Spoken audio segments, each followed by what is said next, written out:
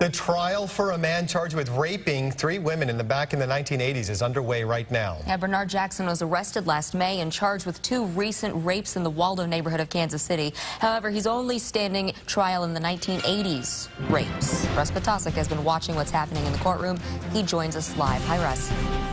Good morning. Over the past 2.5 hours, it has become increasingly clear that this case is going to hinge on DNA evidence. As Bernard Jackson entered the courtroom today, he wore a dress shirt and a tie and made no comments. His defense attorney in opening statements told jurors not to expect to even see a look on his face or an expression as all the evidence is laid out, telling the jurors that his life rests now in their hands and asking them to question the DNA evidence as it comes from the prosecutors, pointing out that for 7 years the Kansas City Crime Lab lost its accreditation and is telling the jurors to be very critical of what prosecutors are telling them. What prosecutors are saying is that the DNA found at the crime scene matches Bernard Jackson at a rate of 1 in 143,000 million.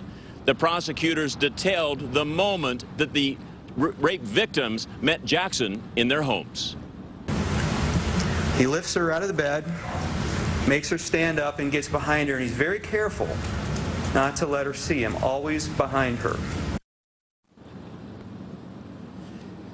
In so many of these cases, in each of them, as the prosecutor went through them, the victims are described as women who are bound and gagged and blindfolded.